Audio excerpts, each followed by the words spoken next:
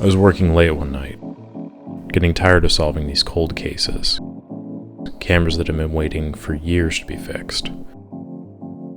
I needed something fresh, something new and exciting.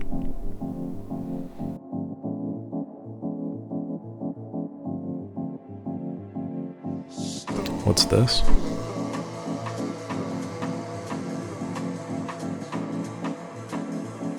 And what was written on that card would change everything.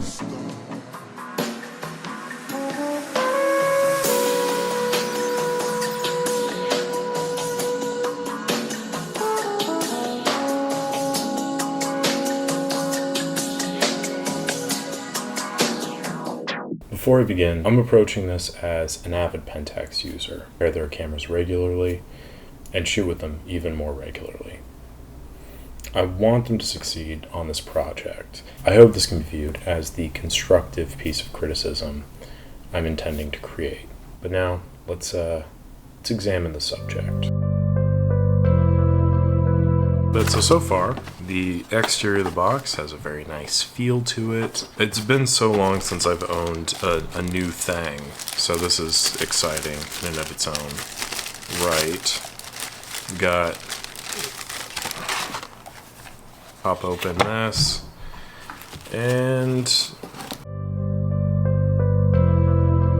before we get back to that, I want to first start with a little bit of history, because Pentax has been around for a very long time. The original company was founded in 1919, first kind of specializing in more optical lenses for glasses and other sorts of medical instruments. Then in 1938, they actually adopted the name Asahi Optical Company. Shortly after that, war breaks out. They begin developing more instruments for the war. And after the conclusion of World War II, the company was actually disbanded. They were allowed to reform a few years after in 1948. Then 4 years after that, 1952, developed their first camera, which was the Asahi Flex. In 1957, they adopted the name Pentax, and this was a combination of words, pentaprism being the thing you look through the viewfinder, which reflects the image down to the mirror and out through the lens, and tax for the Contax, which is a callback to the first SLR that was actually developed by the Germans.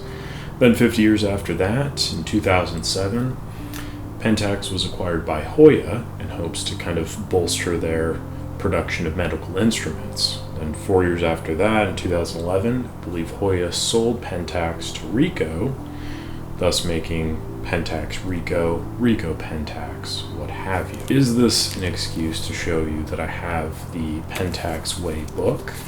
Maybe. Is this book good? No.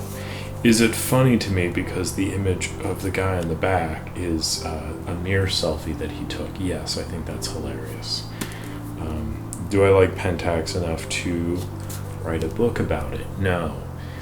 Am I going to stop doing this now? Yes. Can we get back to the unboxing now? Yes. Of course, we got the wrist strap. It's nice. Glad that was a feature. And then maybe that's it. Oh, it does come with the battery, so that's cool. Although personally I would have preferred no battery and ship here faster, but that's also okay. Okay, here it is. Here it is, boys and girls. And you know what? They didn't even line up the screws. That's so annoying. Alright, so yeah, I have the new Pentax 17. I guess let's get into it. Let's take this off.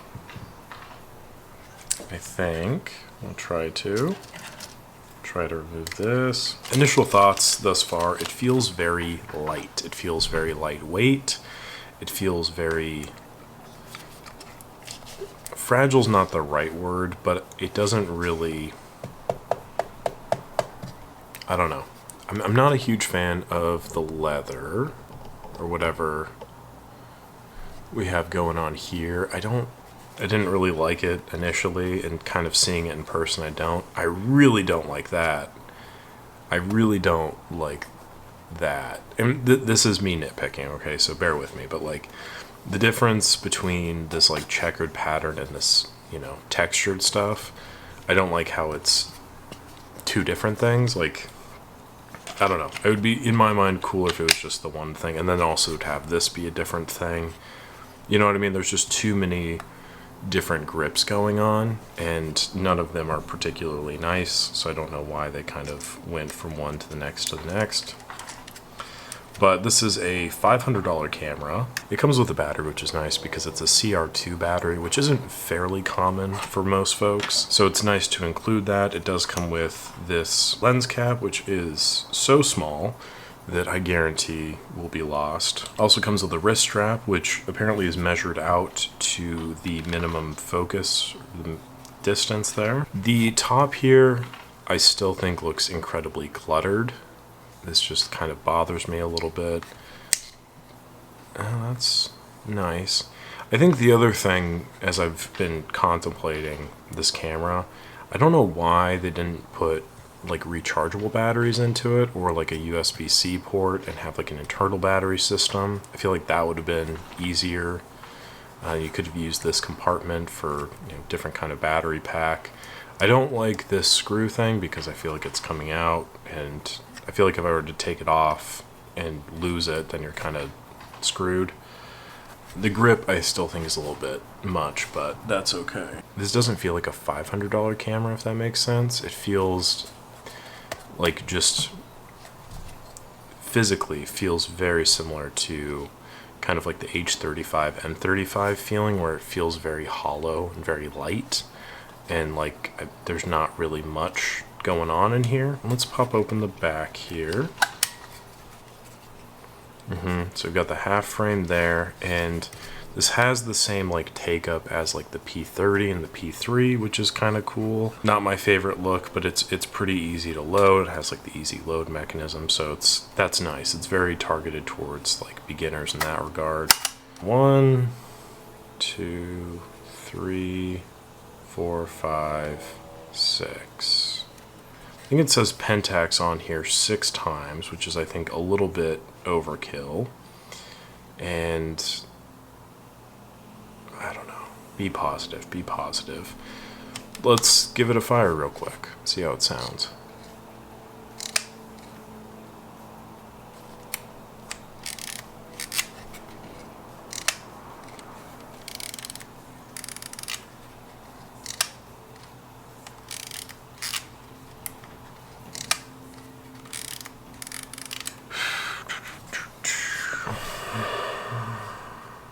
It just doesn't sound good. Let me see really quickly. If I line these up, I might enjoy it a little bit more, which is a really dumb thing to have a feeling about, but I was talking about this in like another video that I recently made, but like, it is the little attentions to detail that really get to me. And I think when somebody, a manufacturer or anyone, takes the time to really address those minor points, and it really shows someone's care and their craftsmanship and their affection for the system. And I feel like the little things like that, the mismatched leather, which I didn't really notice until I'm holding it, and this isn't even like real leatherette, it's literally just the gripping on the film back here, and then the weird gripping here. Like, it's just all of these little things, and the feeling of it, it just feels not good.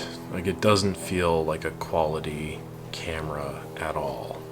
And it's a bummer because it is probably one of the more expensive cameras that I own. Like this right now, to buy one of these, it is almost cheaper to buy one of these. The LX is going for like 400, I think, or something around there.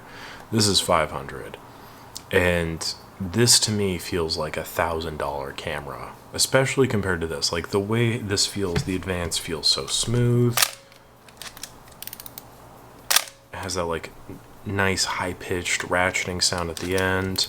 The shutter feels full-bodied. It feels present. Versus this feels kind of sluggish, and it feels very like... That's it. I've got the Pentax 17. The screws don't line up, but they do now, and it makes me feel a little bit better about it. I'm gonna shoot with it, and we'll kind of see the results of that and see how that kind of factors in ultimately.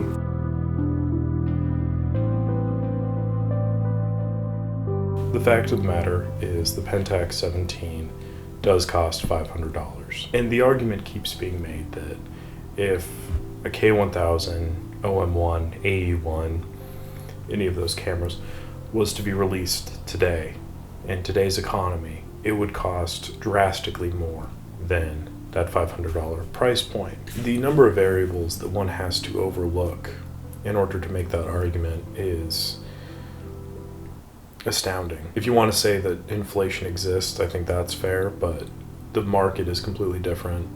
The lifestyle is completely different. And on top of that, I think the audience in which those manufacturers were marketing to is completely different from the people that the Pentax company at this point is trying to market to. Apples to oranges isn't even an apt comparison. It would be more like apples to baseball hats. To get back to the point, the camera does cost $500, and that kind of exists within a vacuum. There are no comparative cameras on the market to gauge that against. It is $500, and honestly, for $500, it is an impressive bit of kit. Sharp optics, an electronically controlled shutter, variety of shooting modes that you can select. It also required a complete retooling of a factory in order to produce these cameras. But is it really what people want? See, very few people will actually complain about the price of things if the product meets expectations. But based on the research that I've done and the feedback I've heard, this isn't really what people were hoping for, and certainly not what they want to really spend their money on.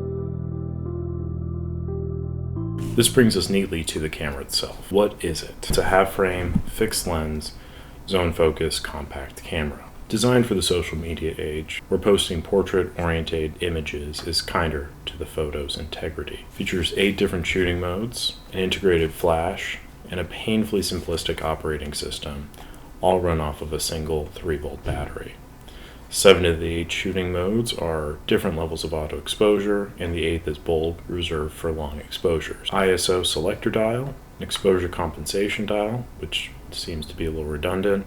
Seemingly, it brings a lot to a table that an experienced user would appreciate. Or does it? The glaring lack of any manual settings puts it in a unique position to not appeal to a lot of long-time photographers who appreciate the control over images, and the decision to stick to half-frame again limits the audience because less quality is not really an appealing proposition. Besides that, the camera running off a single low-flow 3-volt battery makes it fairly slow, so the uses would be limited in more professional environments. But if it isn't for the experienced user, then the beginner or average consumer should enjoy it. But with a price point that's 10 times more than other half-frame cameras on the market, I doubt the variety of auto settings will be enough to justify that purchase.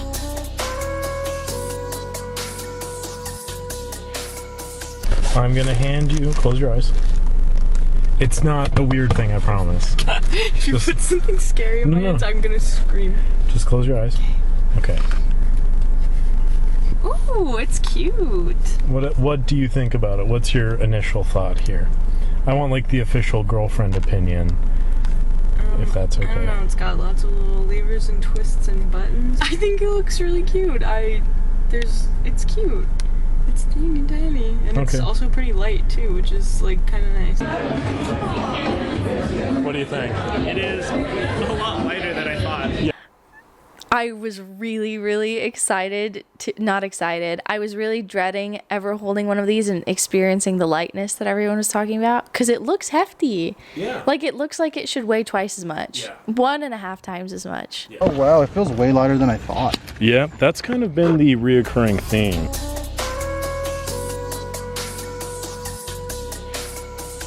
End of the day, what does this all mean? Worst case scenario,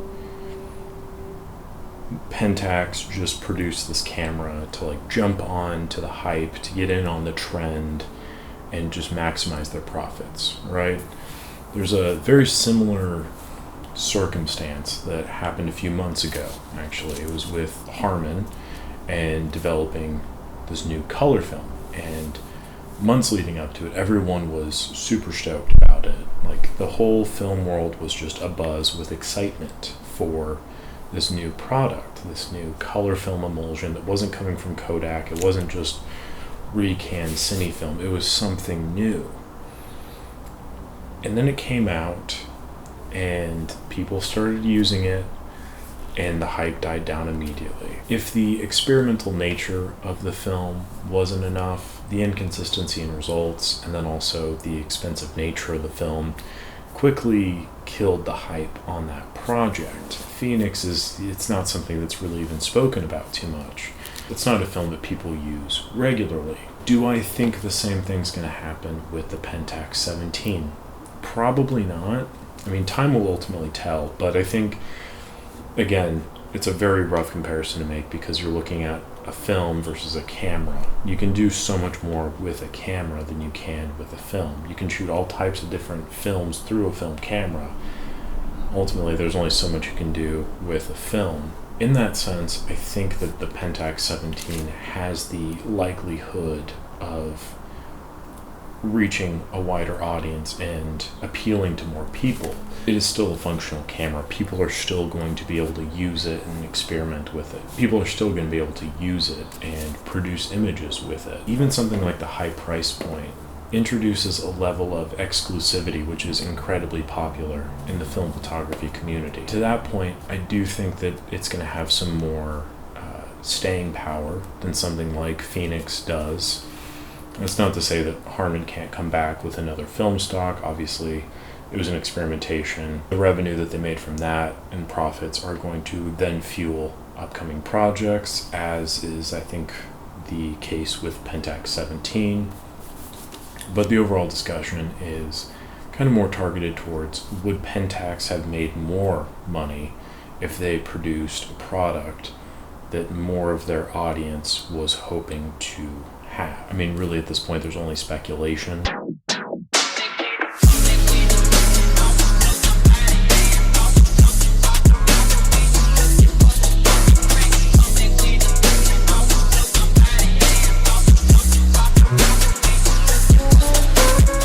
While I may struggle to find something positive about this camera, and while I also struggle to imagine people liking this camera, clearly that has no effect, as from all accounts, Pentax cannot sell these things fast enough. People cannot wait to get their hands on it, regardless of the intention behind that, whether it's because they're genuinely excited for this camera or excited at the prospect of future cameras. I think that the ultimate takeaway should be, this might not be the camera that people were hoping for, might not have been what people wanted, but it is the camera that we got. Moving forward, I hope that the next film camera project from Pentax, from other companies, I hope that myself and the audience and the film photography community at large doesn't have to make so many concessions and so many exceptions to enjoy the next film camera. This has been a very complicated video to make. I've had a lot of thoughts kind of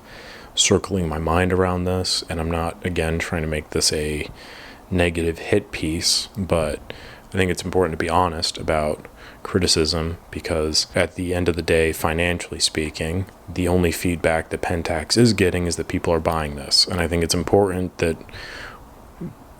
at least from my perspective and from a lot of other people I've spoken to, people are buying this, they're buying this, I am buying this, to invest in Pentax as a brand, to invest in the next camera, to invest in future products.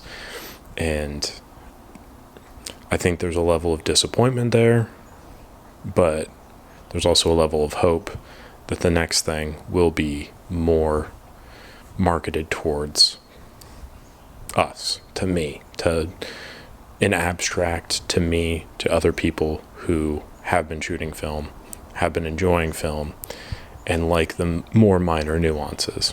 I think that's it. Those are my thoughts on the Pentax 17. Would love to hear yours in the comment section down below. Feel free to share that. Like the video if you enjoyed it, subscribe to the channel. Join the channel as well if you want to support me and the production of more of these videos.